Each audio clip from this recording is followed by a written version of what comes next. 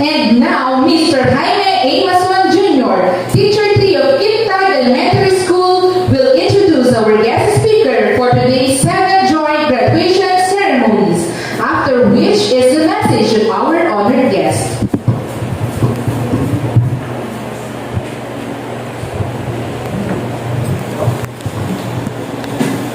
I honestly had no expectations of in-person graduation ceremonies this time because, of course, given our current health situation, it's understandable.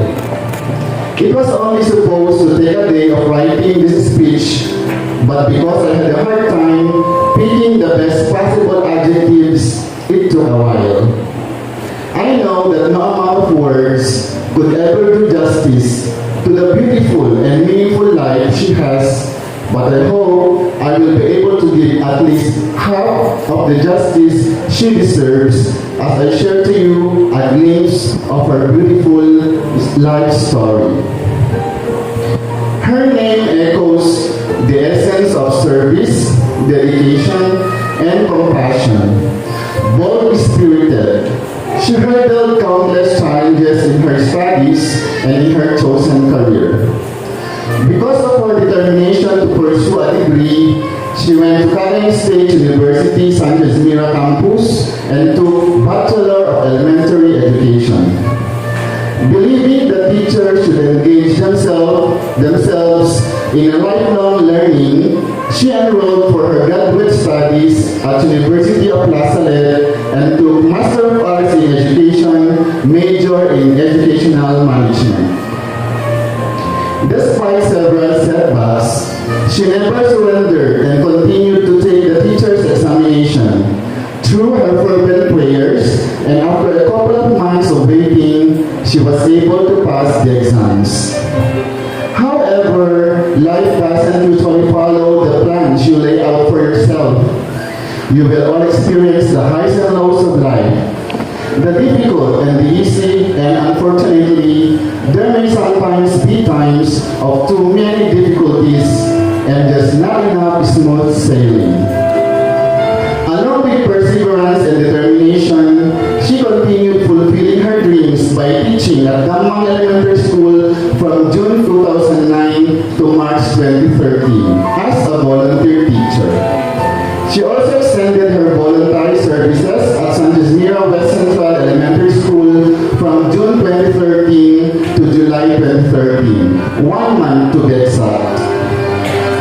For her path to landing a job, her window opportunity was a text message from the DepEd Division Office informing her about a permanent position in Kitag Elementary School. Yes, this is an example of how perseverance can pay off. She started her first job service on August 16, 2013 at Kitag Elementary School. Teaching in a far-flung mountainous area, however, was not easy. For her, it entails waking up at dawn to prepare for travel to Kitag Elementary School. Aside from handling learners from all walks of life, dealing with tons of schoolworks, name it, she has to endure an hour or two of travel just to reach this hinterland school in Barangay Kitag to teach indigenous people's kids. The roads leading to her school is also extra challenging. She has to brave rushing rivers and muddy roads, but had to make sure that printed learning materials and other school forms she brings remain safe. Her travel becomes longer, riskier, and more challenging when the weather does not cooperate because the water in the river rises and its current becomes strong. The mountains and rice fields she navigates become murky and slippery. The non-availability of passenger vehicles in the area also meant that she often comes home late. She also has pupils who walk miles barefoot. That is why she picks them up at Langagan whenever she gets to and from school. Some are also used to attending classes on empty stomachs. There are those who can afford as basic as paper and pencil and just have to rely on her generosity being a teacher.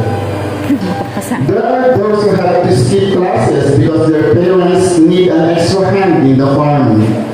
Whenever she has extra money, she would buy root crops, vegetables, fruits, or anything that is available for selling just so they could buy household rations that would last them a day or two.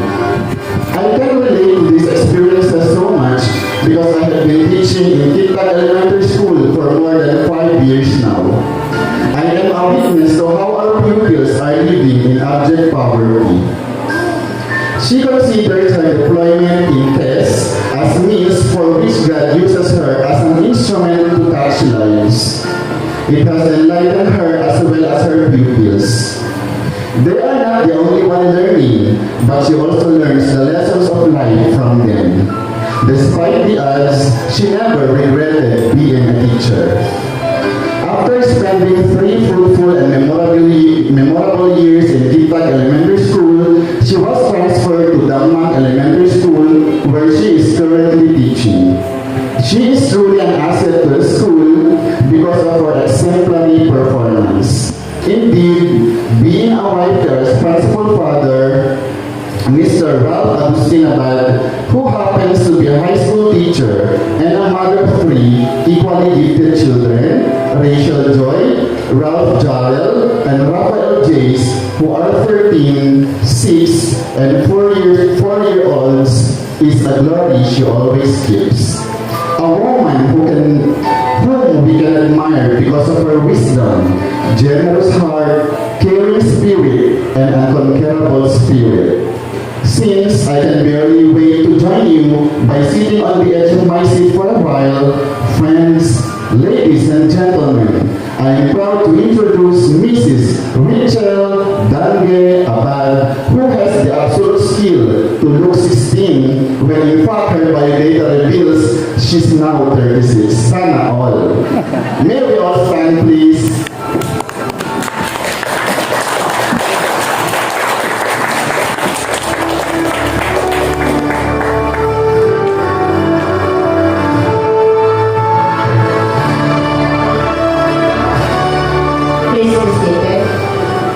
Thank you, Sir Jaime. Nasair diri na nga maglaglagit ka dagiti naglablabas. Mapadayawan na man ting kayo panangawis kanya kada ito'y espesyal na okasyon tibiyag you dear graduates, ken proud parents. Sapay ka na-inspirar kayo ti inak isarita itang bigat. Ti tao uray kasanong tiligan, no kayat na ti agsalukan, awan imposible, arapaak naket maragpat, makasangit ako nakabsak ka, naimbag abigat tayo amin. Nang nangruna kada kayo, anak ming agturpos, itakan ito, kastamet kada ditinaya, kinagasat nga naganda. Matik ang mulo kasang arugyanan ti inak isarita. Ngayon kita maaldaw, kaya ko i-congratulate saan laing dagiti agradwa nga nakapurpos. Iti mano atawin apanagadalda iti elementarya.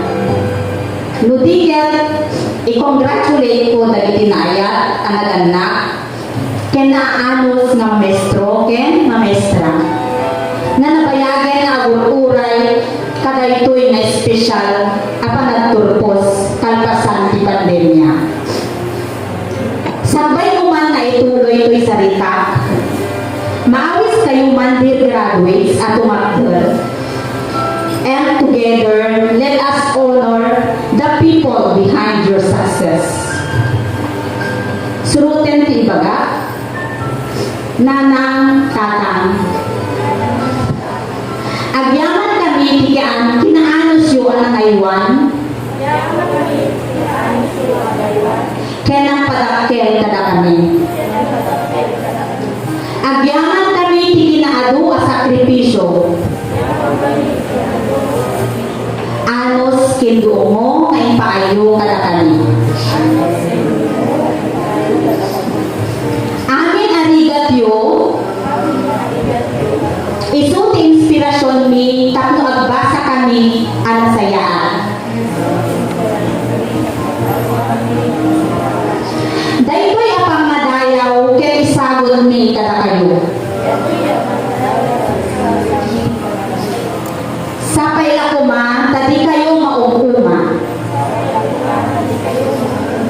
Nga mangtarabay, mangsuporta, ken mangituloy nga mangpaaral kada kami.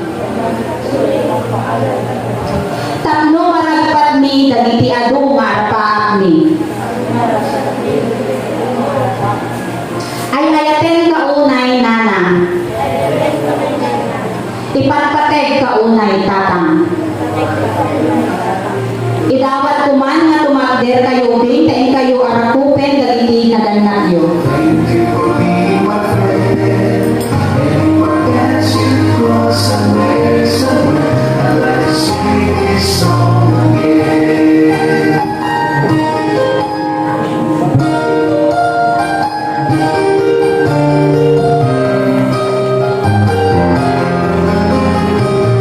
Nung saan aga po kanyaga, kawan kayo dito ita amang celebrar, iti baligiyo. Agyaman na, mabalin kayo ang tugawin.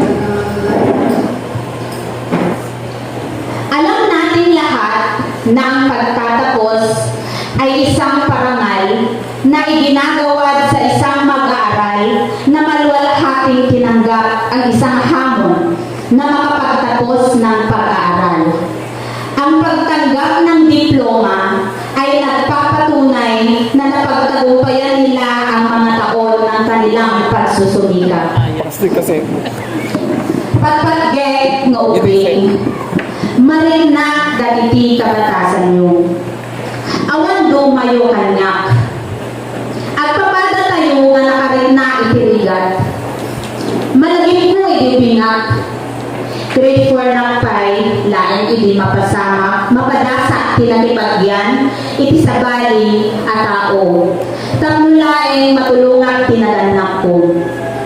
Naligat ti Maria dayo tinaganak. Nagsangsangit ka, kaya't kung ti agawin, ngayon matik ang muno kasano. Ti unos ti tuwa bulan na palagyan ko kadakwada. Adu pinasursurok.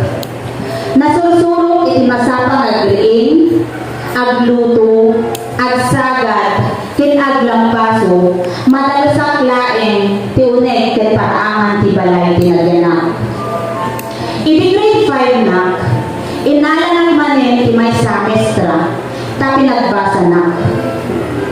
Nasursurok men ti aglako-lako ti unos ti palagyan ko ken kuana. Aglako na ti Emma, kadagiti classmates ko, when no speak of. Iti grade 6 na, aging gana iti 4th year na ti high school, na dumaduma at tao tinagyan na. Kadagito'y apasadas ko ti biyak iti ubinga. Kinunak ti bagi. Someday, somehow, makakapagtapos din ako. Kaya kumente ang balin nga mestra. Kaya kumente maadaan iti agwa kwarta. Matikon kaya iti agtitilmon no makakita ang ti classmate ko amang mga tinaimas ang merienda. Madikon kaya ti agsirsirit ti tawa ti kaluba no kaya ko ti agbuya. Madikon kaya ti kanayon nga bagoong ken manteka wenno sardinas ti masanguanan asidaen ti rabaw ti lansaan. Madikon kaya ti agregat. Ngayon itinalpas ko ti high school, malidayan na tahaan ko may tuloy ti agbasa. Nakipagyanag garod ti kabagya nga adam mabalin na. Siya tinagaywan ti anak na. Dua atawen ang nagano sa makaunong naglaeng ti pagbasa. Iti makaunong na nagpakuyog na anapan na gendron dita si SU. Impursigay garod pinagbasa. Pinagbaling ko nga nga inspirasyon dagiti apay ko. Pinagbalin mo nga inspirasyon dagiti naganak ko. Nga uray nagtutudo at dali mama, di taltalog na makisika wenno makigapas. At dali mama di karayan nga aglablaba ibado isabay at tao. Inal daw mo nga ayapanda ni Papa nagkarima ang tilugan. Ag well-being kenda dumapay. Inaramid ko garod nga inspirasyon itinigan at tibiyag ni tapno makatulpos na ti panagagal ko. Dear graduates, saan nyo itulong nga tikinarigat ket isu tilagpet tapno magunod yo dagiti arapaapyo. Mangarap kayo para sa sarili ninyo. Mangarap kayo para sa mga magulang nyo. At mangarap kayo para sa kinabukasan nyo. Iba-iba man kayo, iba-iba man ang mga pangarap ninyo, ngunit pare-pareho kayo ng layunin. Ito ay ang makamit ang pangarap na iyon. Subalit, ang pangarap ay mananatiling panaginip lamang kapag hindi kayo kikilos upang magtagumpay. Ang pangarap ay mananatiling pangarap lamang kung hindi ka magsusumikap.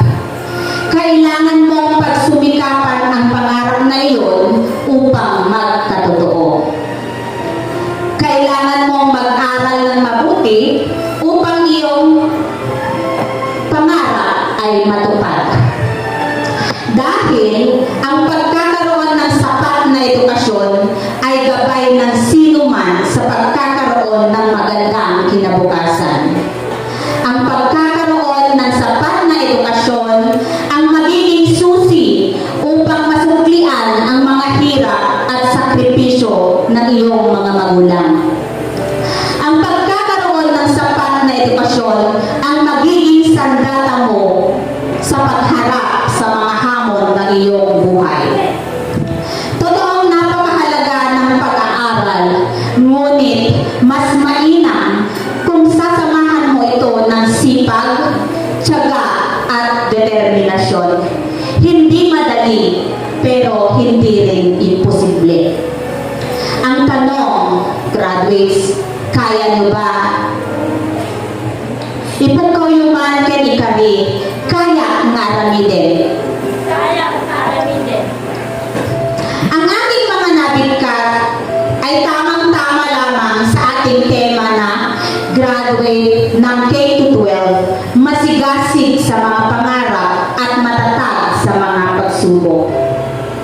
Alam ko na sa mga susunod na mga taon, kayo ay handang-handa na sa pagharap ng mga pagsubok o hamon na darating sa inyo. Ngunit kung mas maalam ang iyong hangarin na makatapos hanggang kolehiyo at hindi mawawalan ng pag-asa sa puso ang bawat isa sa inyo, maaari ninyong mapagtagumpayan kung ano man ang gusto ninyong marating sa buhay. Sa patuloy na paglaganap ng iba't ibang uri ng problema sa bansa, lalo na ang kasalukuyang pandemya, huwag kayong panghinaan ng loob. Marami pang balakid ang iyong kakaharapin ay maaari pa rin itaguyod ang pag-aaral sapagkat nariyan ang inyong mga magulang na patuloy na sumusuporta at nagmamahal sa inyo, pati na rin ang inyong mga guro. Laging tandaan na ang pagsasakatuparan ng inyong mga pangarap ay nakadepende sa inyong determinasyon. Mahirap man ang sitwasyong kakaharapin ninyo, huwag kayong mawalan ng pag-asa at tiwala sa poong may kapal. Sa mga magulang naman, sana ipagpatuloy po ninyo ang pagsuporta sa mga anak nyo. Ipasagip sa beauty na patek ti adal kadakwada. Hantay kumaibatan, dagiti arapa da. Tulungan tayo ida, tawag makatulong kadakwada